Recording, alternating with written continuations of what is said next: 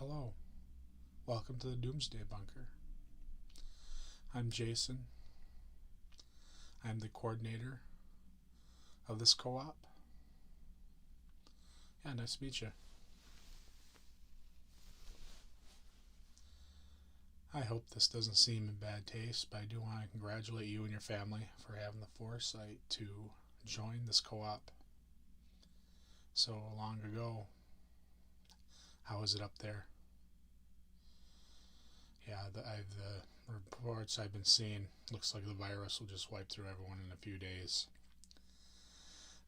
Being the coordinator, I got down here as soon as we got a whiff of something. It's terrible. Well, first off, let me give you a little walkthrough of some of the things that you paid for and some of our plants. Well, I'll start with the very basic human needs that we have covered. Air, water, and food, in that order. First off, we have a filtration system with the filters are antimicrobial, antiviral. They can filter out radioactive isotopes, and we're pulling from on top of a mountain, so it's high above where a lot of problem zones would be. We also do have a little live foliage in here that will help pull some of the carbon dioxide out of the air. Mostly it would help in a bind if we had to stop pulling air from outside. Food and water. We have plenty of stored drinking water.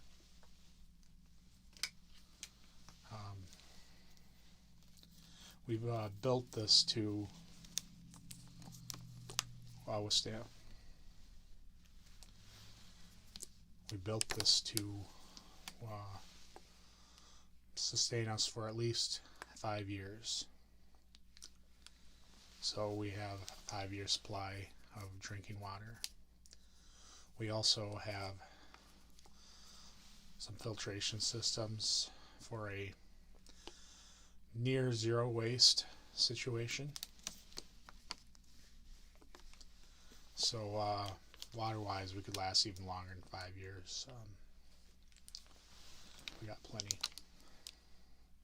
Yes, on the food front, we have a very good selection, actually. It's mostly canned goods, some dry goods, some I'll call everlasting things like honey and maple syrup, some MREs, but also since many of our inhabitants had a couple days to realize what was happening rather than just a few hours, many cleared out their pantry. So at first we'll be eating stuff that have a shelf date on it. Yeah, we have well over a 5-year supply of canned foods. Many times on the cans they'll put like a 2-year expiration date on them, but that's mostly goes for dented cans and things. A can's shelf life, depending on what's in it, should be good for 5-10 years. There once was a can found that was almost 100 years old, and they opened it up in a lab to see if the food had spoiled, and it hadn't.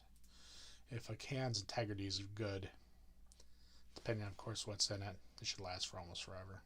Yes, things like maple syrup and honey, they last forever. Honey's been found in the pyramids and it's still as good today as when it was bottled like 4,000 years ago. So yeah, I've got plenty of honey.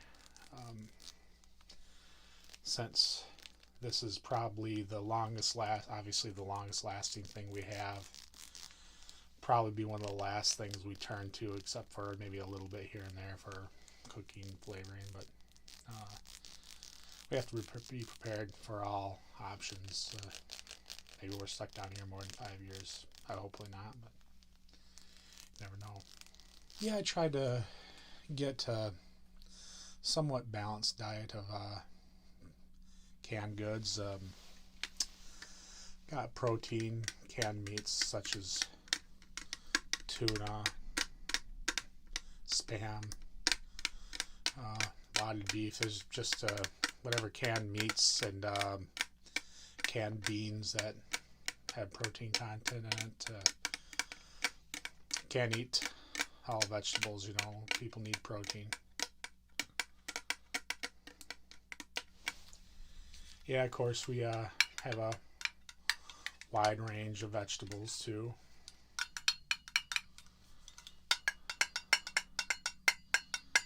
Yeah, it's just about anything anyone could want.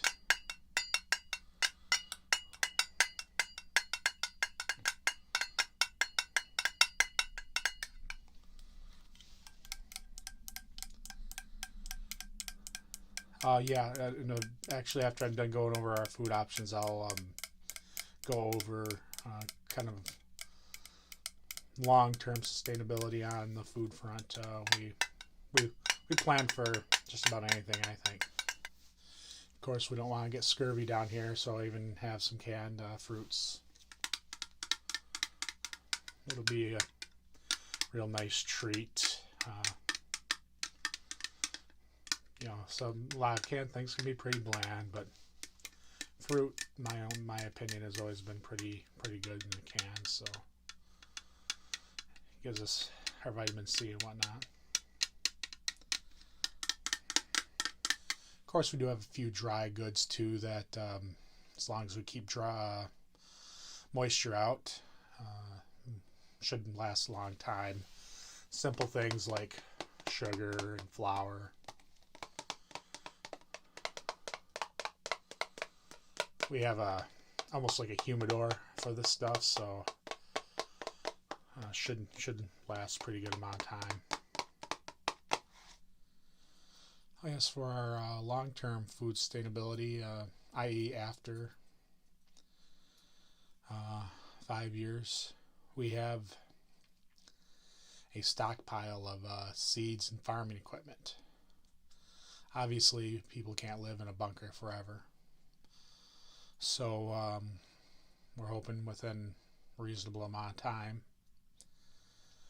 whatever has happened, and we can go out and begin to farm and build civilization 2.0. Yes, we have thought about medical concerns. In fact, when planning this out, it's one of the points I prided myself in. I think we're far ahead of many other bunkers. I essentially had invited a couple of doctors to join the co-op at extremely discounted rate. If you're planning on such a doomsday scenario and you don't have medical concerns covered, you don't have very much control over a situation. Somebody's kid gets sick and they'll kill everyone else in the bunker if they had to save them. I mean, medical concerns are very important. Yeah, we have typical things: gauze, bandages, all the supplies doctors will need, stethoscopes, scalpels. Don't have an x-ray machine, but they should be able to do some basic stuff anyway. Oh yeah, stockpile a lot of drugs. Yeah, we got common stuff like aspirin,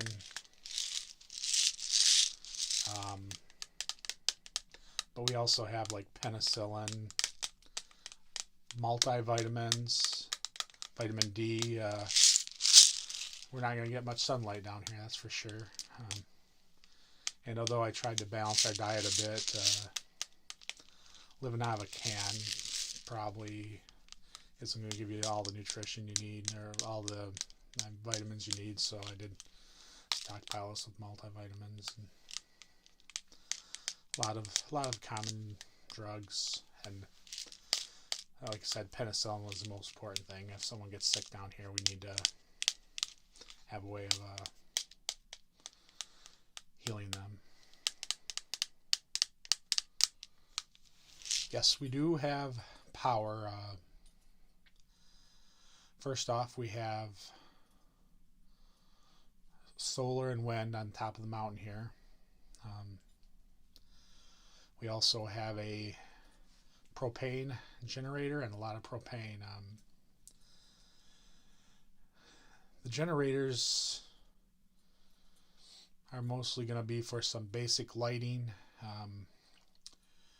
refrigeration, for some food items, and also to keep some of our drugs cool. They last longer that way, but mainly to keep the air filtration system going, and ready water and things. Certainly aren't going to waste much power on frivolous things. Hopefully we can survive mostly off the solar and wind, and just sparingly have to use the propane generator, because so we do have a lot of propane, but it's not going to last forever. Yeah, we might need it for farming when we finally have to leave the bunker, and once everything's cleared up. I have converted a tractor that can run off propane, so it's just another thing that I try to prepare for. Yeah, likely all gas and diesel will be unusable in just a few years. Propane, however, it's a gas, it's always going to be usable. Yes, occasionally we may have to go outside before we want to. Things happen to these solar panels and wind energy. First off, it's on top of a mountain, so I can't imagine many people getting up there. Got really big fences around it, but we do have a hatch going up there, and we have prepared for how we're going to get up there. Yes, we have a good supply of full biosuits.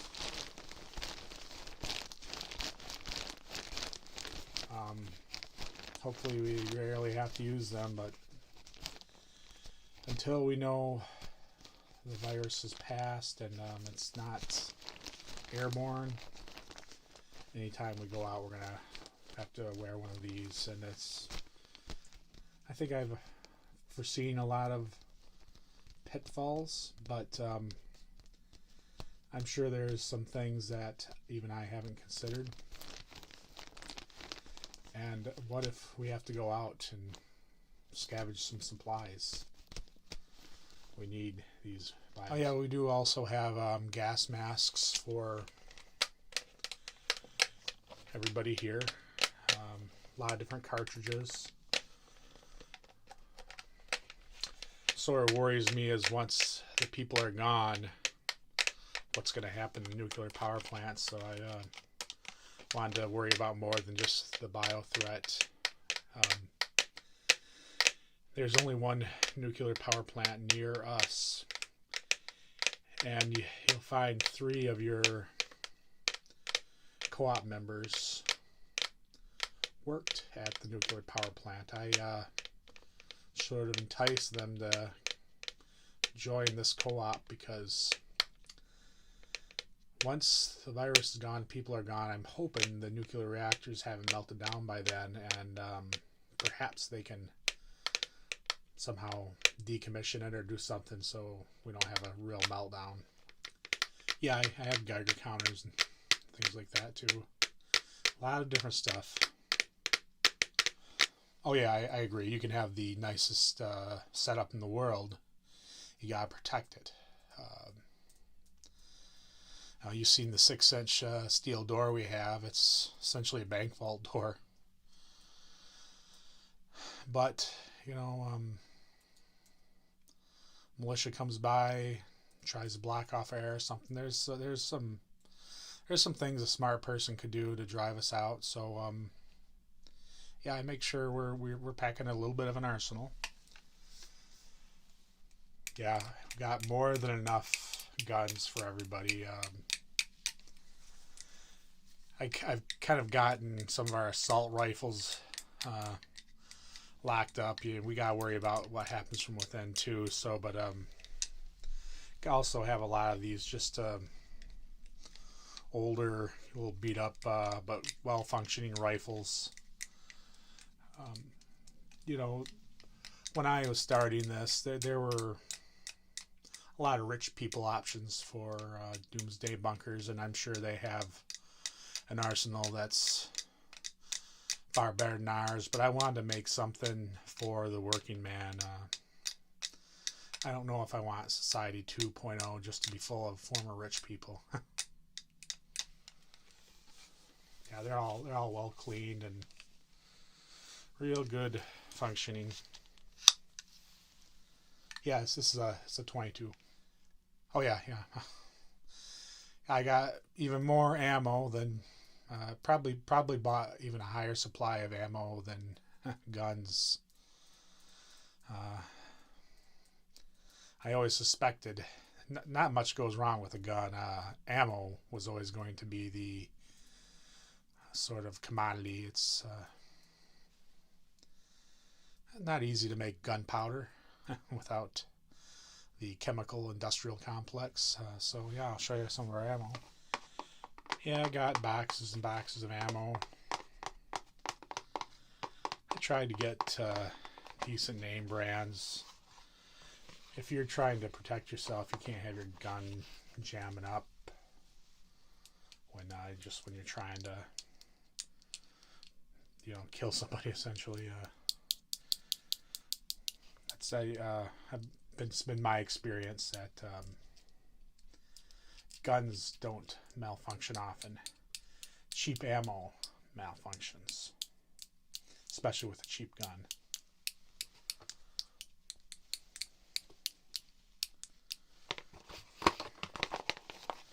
Yeah, we got plenty. Oh yes, we plan on kind of coming up with a governance down here. Listen, I started the co-op, but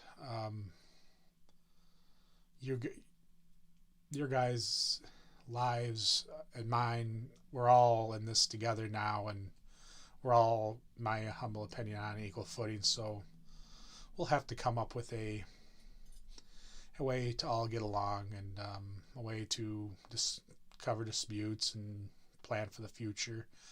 But I think that discussion can be done a little bit later, after kind of the blowback over from the virus out there and all that. So like I said, welcome aboard. It's a sad situation, but I sort of believe us and a few others like us are going to be the only people left when it's all said and done. But don't worry, you're safe.